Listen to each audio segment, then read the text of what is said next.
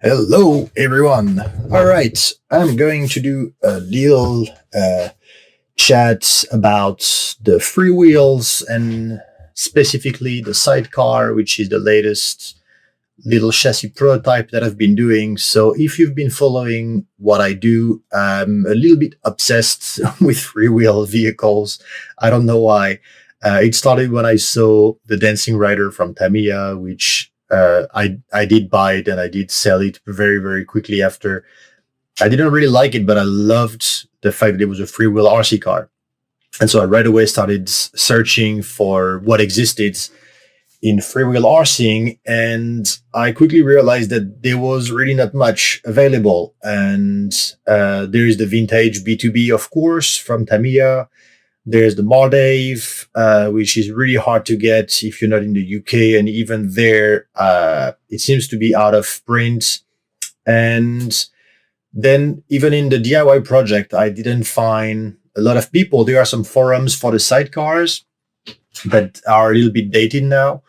And my first project was the Morgan Freewheeler, of course, which I found only one project on the forum from a French guy that did an amazing job with CNC, did his own body and so on. That was really good. The forum post sadly is not available anymore, and I don't have any pictures from it. I think there's just one or two videos of it running in the streets on YouTube. And that was it. There was another project done from an RJ Speed chassis. And so I worked on the Morgan Freewheeler first. And then by accident, with spare parts that I had, I did another freewheel with this time two-wheel drive at the back with the back of an F103, I think, and a single wheel in the front. So I did that just for fun, really. And I slapped on it the body of an F1 that I had and that I cut around to make it fit. And that was an actually really quick little chassis. So that's from that chassis that I developed, of course, the Trike 1.0 and 1.1. And from that, I had one version that still have the version that is, of course, an homage to the B2B from Tamiya. And now I have the prototype of the sidecar. So I showed you last time I had a sidecar, which is a vintage Hunter system sidecar. I have driven around the Mardave sidecar, and those are really tricky to design and to build to make it work properly. So if you see the B2B chassis, of course, from Tamiya, it is based on the weird 1 year prototype B2B class that disappeared from Sidecar Racing. And that was a two-wheel drive rear end. Of course, now the legality for Sidecar Racing is a motorcycle on one side, one driven wheel, and a passenger wheel on the side. And so that's on the B2B is a solid axle. I don't believe there is a diff in there, and a single wheel in the front that's a little bit out of center, but it's not in line with the front wheel. And then this really cool body with the driver and the passenger next to it, which is of course funny as well because it's the mirror of regular sidecars when usually the passenger is on the left-hand side of the driver, not the right-hand side of the driver.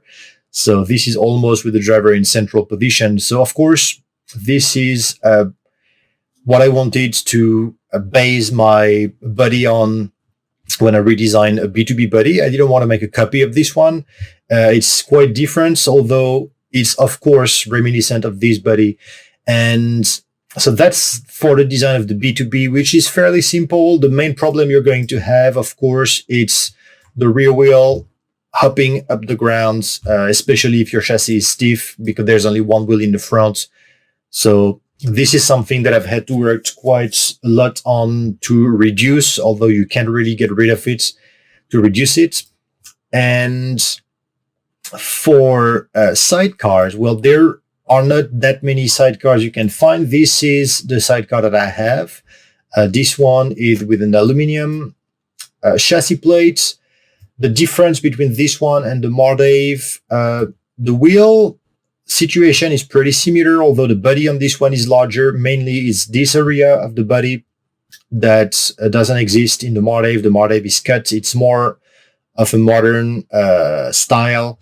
This one, it's not really a realistic looking sidecar, although I prefer this ABS body to the Mardave clear body.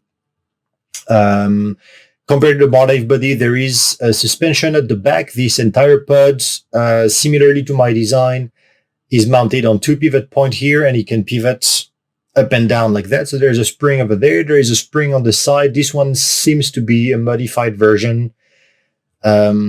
I don't think the original one came with aluminum, although I don't know, because it's really hard to find any information on this particular chassis. You see the placement of the wheels, which is one thing I want to talk about, because this is similar on every single sidecar design on the market, or out of print, or even the one that have been done, customized. Mine is quite different in the footprints that it has. It's narrower. I think it's a little bit more true to scale to the wheelbase and the wheel situation of an actual sidecar for the size. So you can see that there is basically a 112 pod at the back driving the single wheel, similar to mine. There is the steering wheel in the front, and then you have the passenger wheel pretty much outside of the chassis. And this is the same situation you will find on the Mardave. This is a modified Mardave chassis. The wheel is very, very on the outside, similar over here, although they had it displayed here. This is, I'm not sure what this is, but this is a very custom chassis. This is another custom chassis that I found as well on the forum online. This one is belt driven with a touring car system. It's got much more, not complicated, but much more intricate systems. I think every part for this chassis comes from a touring car. I should have, yes, this is the Mardave chassis that I've tried. So the thing with the Mardave chassis is the front is very stiff because the wheel is enclosed in the chassis plates. So this is one thing that I tried on my trike, and this renders the chassis very stiff, and this makes a lot of wheel hop on the trike, and it makes a lot of flipping around on the Mardave. And the rear end of the Mardave is mounted directly to the chassis plate, so there is no suspension at all for the driving wheel, which is good for traction, but it's not great in corners. The side and the passenger and the steering wheel both have a similar, it's basically the same system with a little spring, like an F1 spring. So that's something I have on mine, but you can see that the passenger wheel is beyond the pod over there. And so this is basically what it is. The best looking sidecar that I find is this one, which is, I'll give you the name in a little bit. I really love the look of this chassis over there. It's really awesome. I have no chance to try it. This is really expensive, by the way, as well. I don't know if it's still available, but it's got a great aluminum pod at the back that is really slick.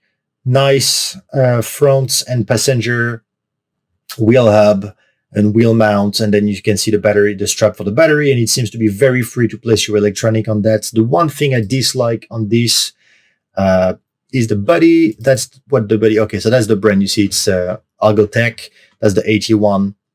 And although I'm sure this is very aero, I really think it looks silly. And that's one beef that I have with the sidecar buddies. But the body I've made is far from perfect, of course, but this is the body from the Mardave. The passenger just looked like a melted frog on the back over there. Also, I really think this is a great looking body. It really mimics the sidecar really well. And so I try to have mine looking like this kind of BSB F1 sidecar, whatever you want to call them. But these guys got a huge head, and it just looks like it's melted chocolate.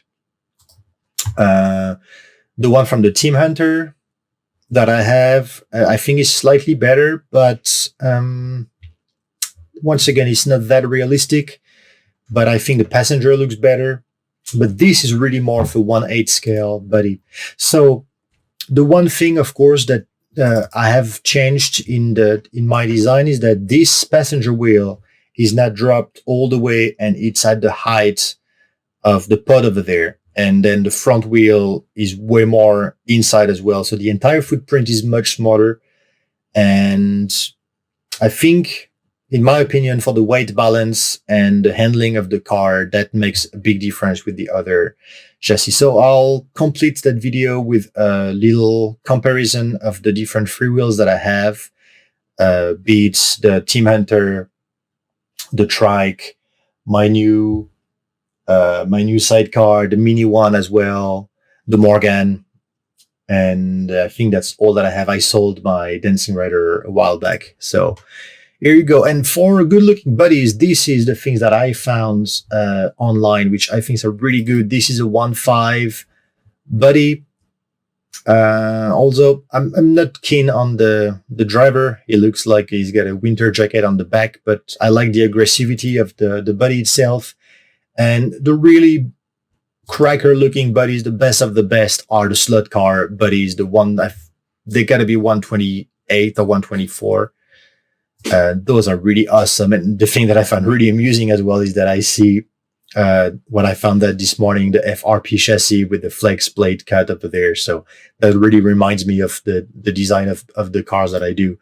And I think those are super, super handsome looking. Of course, those are hard plastic buddies and they're slot cars. Those are really proper looking cars, and I like everything about them. It's just the scale of them and so on. So pretty happy that the buddy I came up with is kind of close to what those look like. Scale wise, everything is a little bit different because I worked around the chassis that I designed. Oh, it's 118 slot sidecars. Okay, so BRM. Really cool. I'm not into slot cars at all, but I really love the buddies, the cars that they have for the slot cars. That's, I suppose, another one, although I only find a picture that looks a lot like a slot car from the top, but it's missing the little mount. I'm not sure what this is, or maybe just that might just be a model. So this is what exists as far as I know on the sidecar front. At the moment, a lot of them seems to be out of print. They don't seem to be class running for that. So that's the what I come from when it comes to freewheels and sidecars. And now I'm going to concentrate on making the new sidecar really perform. The addition of the gyro made a big difference. The body is not changing the behavior of the car at all. So now I'm just going to keep on tweaking it and making it as fast as possible. And then luckily on Sunday, if the tracks are still open, I'm going to go test it out with all the other cars around. So that's the best way to see how the car performs, is when you mix it with all the other cars. That's how I know my trike performances are really great now, because I can hang around on the track with the M chassis and the touring cars and the Formula cars. So hopefully I'm going to be able to get the same with the sidecar. So here is a quick outlook on what the sidecar is about and what exists on the sidecar front in the RC world. And let's see how far this little guy is going to go. So I'm going to leave you to that, and I'll come back with the little comparison of the different cars that I have now. All right. Hello again. Okay, let's talk about freewheels. So here is my freewheeler collection. Of course, this is the Trike 1.1 with the B2B body. This is my mini B2B 1/28 scale mini B2B. This is my latest prototype of the BSB, the F1 sidecar. This is my Team Hunter Hunter system sidecar that I get secondhand online, that is fairly modified. I've done a few videos on that. And this is my original freewheeler, which is the Morgan freewheeler custom chassis. So it started over here, it migrated to that car, it ended up with this car to perform really well, and now those two cars, which I think are a good summary and basically condensation of everything that I've learned from the other freewheelers. So the very first freewheelers that I had done, of course, was my Morgan This is the latest version of it. There was plenty versions before. I have some post about it on my Facebook page. It started with the front end of an F1 car, custom front end, floating front end, and it ended up with a mix of FGX and touring parts in the front. This is a body from RJ Speed from a Sprinter car, which is the same body that I've used to do my original classic F1 as well. This car started up with some 3D printed, custom made bodies as well, and I tried different sorts of custom Lexan bodies later on, but this is what I'm driving it on now. So this is not a fast car by any stretch of the imagination. I think close to the real Morgan freewheeler, which is not a fast car as well, due to the fact that it's only got a single wheel at the back. The chassis is actually overcomplicated, but this is the result of all the different testing that I had done. So this, of course, it's the empty slot for the shorty lipo. The front end, as you can see, is basically out of a free racing touring car. FGX bulkheads attached to one of the old cheap touring car from free racing. He's got some serpent shocks from a 110, an old 110. They're very, very nice shocks. Springs from a nitro car, which are a bit hard, but pretty progressive. I have a wheelbase extenders over there. I think it's about, that's 14 mil. And then those are the front wheel from, who makes those? Proline Racing, I think. It's for the dragsters that you put on the slash, basically, on the front of the slash. So those are 1/8 dragsters, wheels, super good grip, very, very wide, very, very soft foam. The servo is mounted inside the bulkhead over there. It's a cheapy servo. Very simple geometry in the front. 60 amp ESC. I'm running a 23 turn brushed motor. I have basically the transmission from the same free racing touring car. That is, what car is that? The Sports 10, I think, something like that. And then at the rear, it's a 3D printed mounting system for the rear axle. The axle is a 3D printed part that mounts onto the FGX F1 wheel. With the pulley that's 3D printed as well, and then it's using skateboards or scooter ball bearings over there. And the suspension is mounted over here. You can see that there is a lot of different parts. At some points it could sway right and left, which is a very bad thing for that car. And now it is not swaying anymore, but it's just up and down motion in order to take on the bump. So this is the first freewheeler that I've down and tested and abused and driven really, really a lot. That's pretty much the best version that I've figured out with, but it is not a good car in the sense of performance. It's really not competitive. It is really tricky to drive, although it can be very fast in a straight line. It's very hard to take turns with it and to brake and so on, but it's a really fun car to drive.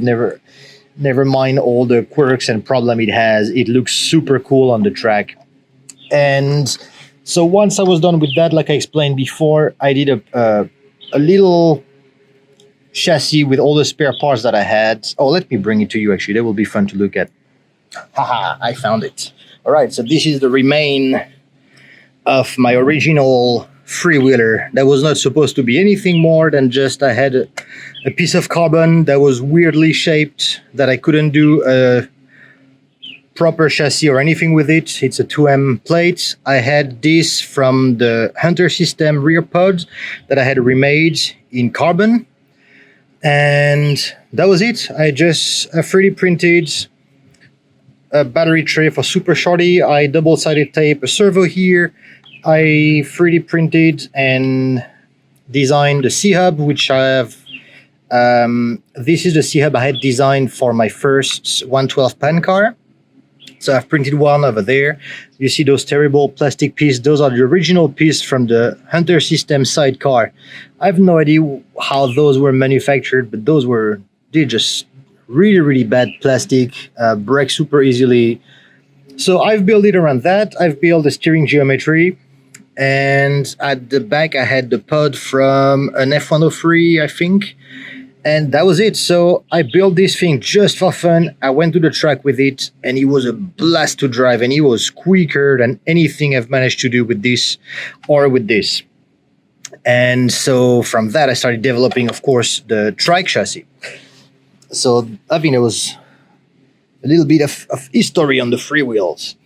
So that moves to me finding in Malaysia on eBay a Hunter System sidecar. I got very obsessed. I fell in a rabbit hole of looking for freewheels on the internet and finding there was nothing. And so I found the Team Hunter sidecar that came with a remade horrible plastic chassis that the people had remade. They probably bent the aluminum chassis.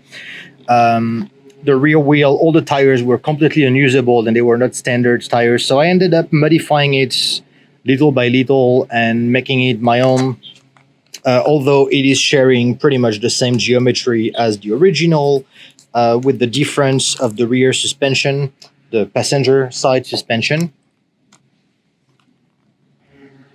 Right, I'm back. So this is all the mods that I've done. I'm using the same C-hub, which is of course a C-hub that I've now developed all the way to the aluminum C-hub that I have in the Formula Pan, as well as the trike, as well as this and the F1 cars and so many other cars. I have redesigned the passenger and actually ended up with a similar C-hub to there. The original was pivoting on this point and was going up and down, which would change the camber of the tires completely every time the car went to the side. It was really, really bad for the grip. And then I've redesigned, that used to be the original FR4 pod mount. So I redid one in 2mm carbon, similar, everything is the same as the original. So this is the spring system that I have reused on my new BSB as well. So the pod is mounted on two pivot points over there, and then it pivots up and down. And so that's how the car articulates. This I've just never ever managed to drive it. You can drive quickly, but it's really, really hard in straight lines. It's ridiculous. It is amazing. It's really a lot of fun to drive in corners, in sharp turns and so on, but it doesn't like straight lines. So now that I've done that guy with the gyro, I'm going to put a gyro in this one and go have a go at it again, because that might mean maybe saving it. But my problem with this is get this really nice vintage ABS body that, as you can see, I have driven with. It came with another one as well that is much more bumped and hurt, that I crashed quite a lot. And when those, they crack easily, and I just don't want to abuse this so much. So I might drive it a little bit more, but I don't think I'm going to push this one to the limits like the others that I've had. And so, of course, from that and that guy comes the trike 1.1. It came with the trike 1.0 originally, now the trike 1.1. And this is the final version of it with the aluminum pod, aluminum C-hub, all carbon. There will be a next version will be all FRP, just for a price point, so I can make this much more affordable. But the first run of the car was with graphite. I have just finished selling all the first run chassis for that 101. So we're going to move to 1.2 later. I don't think there's going to be a lot of changes to it, because this is really a super cool and very, very, very performant platform. So I think it's going to be the same version, FRP. The body, at the moment, the bodies that come with it are all my handmade mold. So they are not perfect by any means. Those are the first molds that I did by hands. They hold, it's a great mold to see on the track. After from very, very near, you can see the slight imperfection of working by hand and figuring out how to sculpt the driver and the passengers and so on. So I don't know, depending on the demands, I might redo a mold for either the B2B or the Delta Wing. And so I've I don't know how to speak English. I have made it smaller. I have redesigned the B2B in 128 in mini scale. And so this is the version, of course, that you probably know. Same carbon version, FRP version of it, using a mini Q2 rear pods and diff RM, mid-rear motor.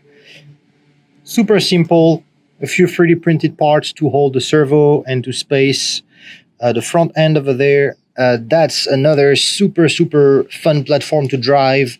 On my track particularly, it is one of the quickest chassis around, super lively. It's very quick. It turns very sharply, and it takes bumps like nothing else. So really happy with this. And then of course the latest one, so now I have the painted version that I finished yesterday, so you can take a look at it. I have not cut and changed the back of the axle yet, so I had to cut his butt off and the axle is sticking out. Once I have figured out a way to have another bolt at the back instead of this wheel hub, then I will shorten the whole thing. But in the meantime, he's going to have a hole in his butt. And so here you see you have the passenger over here. And like I explained in the video before, of course, the big difference with all the other sidecars, it is in the width of the sidecar, because I have designed it in a way that the passenger tires is at the edge of the pod instead of out of the pod like all the other sidecars that I found. So like I explained in the video yesterday, my idea was the motor is the weight of the passenger. It is exactly where it is. And then everything else is in line with the motorcycle. So I thought the weight balance would be better, and it seems to be actually working better with this weight balance.